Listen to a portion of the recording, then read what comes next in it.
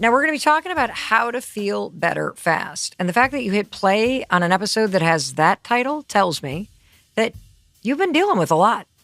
And I can say that with a lot of confidence because something recently happened and it blew me away. So I was flying home to see my folks in Michigan and I had a little bit of spare time and I decided, okay, I'm just going to post a question on the stories on Instagram. And the question was super simple.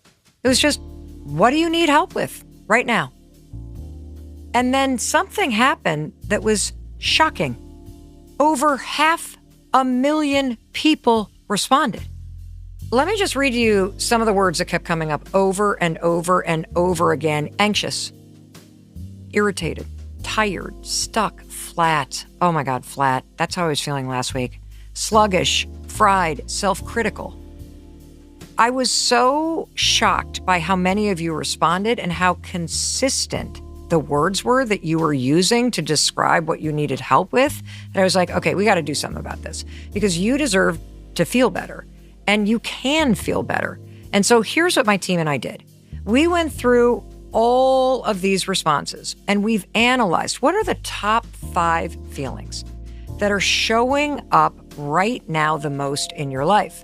And then we dug back into the experts that have appeared on the Mel Robbins podcast, looking for the best advice to help you reset this feeling. And so we're going to go through the 5 most common feelings. The first being just feeling tired, flat, sluggish. Oh my gosh. The second one is feeling stuck, like you're stuck in a funk or you're stuck in a bad mood. The third was brain fried.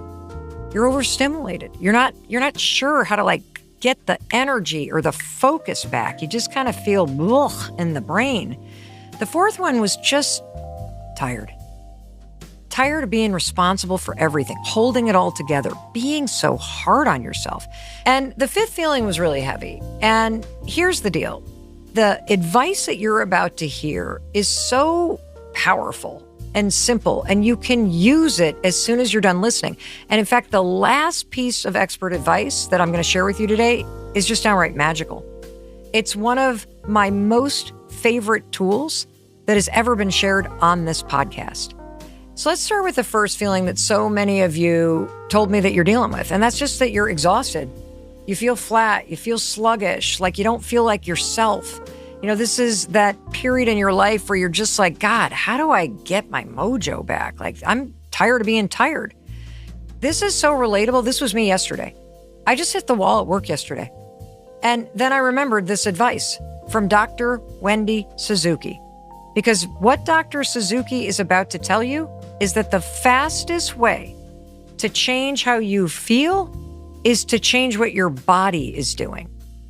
She says that one of the simplest tools for helping you shift out of that sluggish, blah feeling and get some energy moving again is to get yourself moving again. And it only takes 10 minutes. And before you hear what she has to say, I want to explain who Dr. Suzuki is. Dr. Suzuki is a world-renowned neuroscientist and the dean of the College of Arts and Science at New York University. She's known for her groundbreaking research on memory, brain plasticity, and the simple things you can do every day to improve your focus, learning, memory, and brain power. She's also pioneering research on how moving your body can improve your brain health. And the advice she's about to give you, I took this advice yesterday here at work in our Boston studios in between tapings. And oh my God, it changed everything. Here is Dr. Wendy Suzuki talking about what happens to your mood when you take a simple 10-minute walk. Every single time you move your body, you are releasing literally a flood of neurochemicals in your brain. That is the physical thing that happens. And I'm not talking about run a marathon. I'm talking about even taking a walk. A 10-minute walk gets that flood of neurochemicals going. Is it different if you do get your heart rate up? Yes, it is. But the power starts with a 10-minute walk. The neurochemical flood starts with a 10-minute walk. What is in that flood of neurochemicals? Dopamine, serotonin, noradrenaline, endorphins, growth factors. The first three, dopamine, serotonin, noradrenaline, what's that going to do? It's going to make you feel great. Well, you've just given your brain this flood of neurochemicals that I like to call a neurochemical bubble bath for your brain. And I love that image because if you move regularly, think of it as a regular bubble bath for your brain. These neurochemicals that are making you feel good, the growth factors go to your hippocampus. That is what's growing those brand new hippocampal cells. The power of exercise comes from that neurochemical bubble bath. I love that image. I love the image of being outside for just a 10-minute walk. Every one of us can find 10 minutes, and you can imagine that flood happening. And I personally am a bath person. So when you say bubbles and like a bath in my brain and bubbles are fluffy. And I don't know that I wanted a body part to be big and fluffy, but now I do want a big and fluffy brain, that a 10-minute walk at a minimum causes that flood of really positive chemicals. And this goes back to what you were saying, which is neuroplasticity and growing your brain works in the positive. Yes. And not doing these things, I suppose, works in the negative. Well, the negative comes from the most common negative brain plasticity drivers, very familiar to all of us. Stress, chronic anxiety are two things that will cause retraction. So is the flood of all of those like superpower, do you call them chemicals or what are they called? Neurochemicals, neurotransmitters. Gotcha. So does the flood of all those neurochemicals relieve anxiety? Is that why taking a 10-minute walk, if you're feeling anxious, can make you feel better? It's because of the release of the neurochemicals. Yes. Yeah. The most common drugs that one gets prescribed for depression or anxiety are releasing forms of noradrenaline and dopamine and serotonin. So this is a natural way to get that. It's free.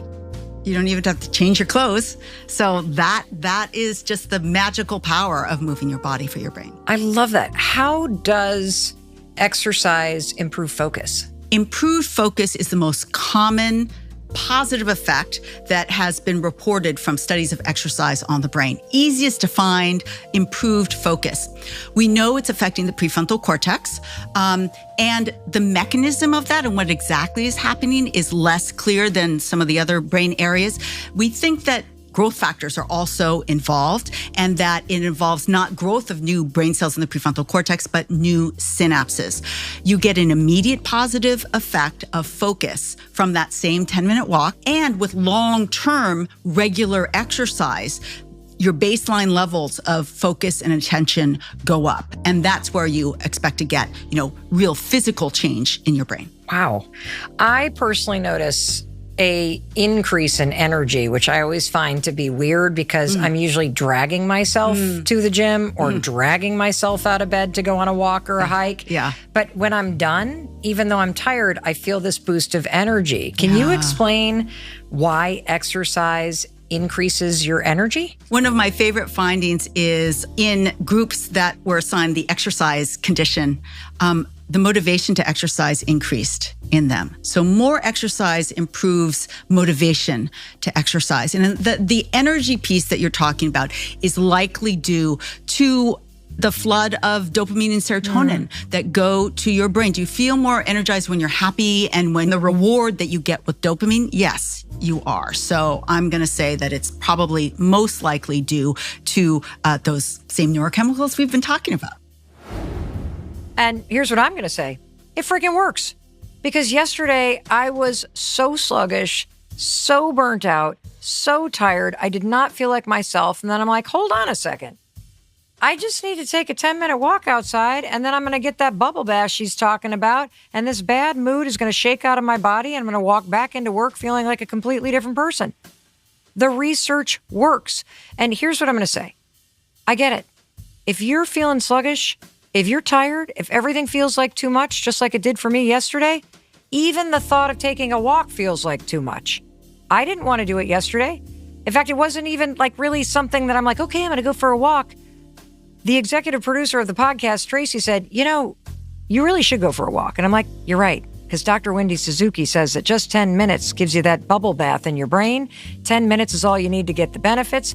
10 minutes and that neurochemical, oh my gosh, of dopamine and serotonin. She explained it better than I can, and she's the one that researches this stuff. 10 minutes is all you need to start pulling yourself out of that sluggish, feeling. And what happens after 10 minutes? Well, I'll tell you what happened for me, and this is going to happen for you. You'll feel a little more focused, a little more capable, a little more energized. And here's the best part. You don't have to wait until the end of the day. Whenever you feel like you've been run over by life, just push yourself out of that chair and go take a walk. It'll give you the benefit of all this research, and I will tell you, because I did this personally, you're going to feel 100 times better. And since Dr. Suzuki is so incredible, I'm going to have her stick around for the second most common thing that so many of you wrote in and described about how you're feeling right now. And one of you in particular used the words, I'm stuck in a fog right now. You know, I'm in such a funk that I can't even see my way out. And so that's a little bit different than just kind of being tired and sluggish during the day. Like when you feel like you've been stuck in the fog, it's almost like you're dragging your whole life as you're trying to walk through shoulder deep water. Oh my gosh. And maybe that's where you are. You're getting through the day. You're showing up at work. You're answering the texts. You're making the dinner. You're getting through it. But everything about life right now just feels kind of muted. The things that you normally enjoy, they just don't hit the same.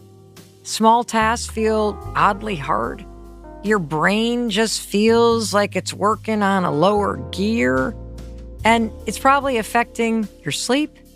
It's probably affecting how you feel about the people that you're around. You get irritated. You can't explain what's wrong.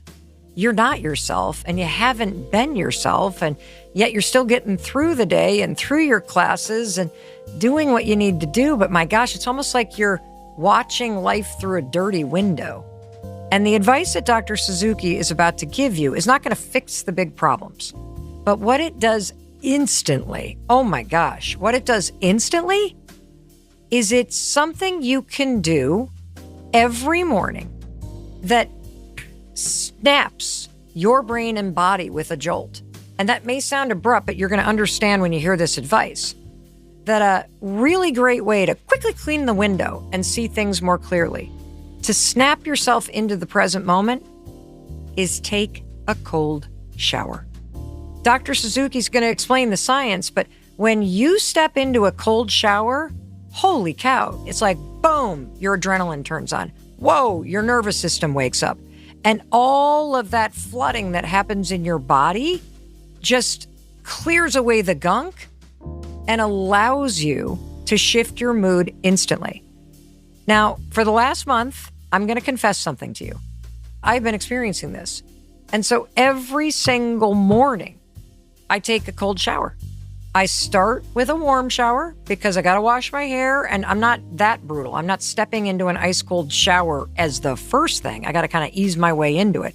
I take my shower, and then you know what I do? I just rank that thing all the way back to cold, and then I brace for impact. And when that cold water hits you, it's literally as if you can feel the sludge moving from the top of your head down to your ankles. I can only stand it for about 20 seconds, and then I got to step out. But those 20 seconds are good enough to completely 100% shift the state of my body and my mood. So let's listen to Dr. Wendy Suzuki talking about this simple tool. What I love to do to supercharge that adrenaline boost every morning is hot-cold contrast showers. So I do my regular hot shower, but at the end, I push it all the way to maximum cold and boost. Okay, it was hard the first time I did it. It's really, but once you get used to it, that's a natural adrenaline boost. And that is like, I need that. If I forget, I go back into the shower. No. And I do go back into the shower to get it if I forget it, because you need to be up, you need to be ready for that day. And that, together with exercise, are really powerful ways to get that energy up.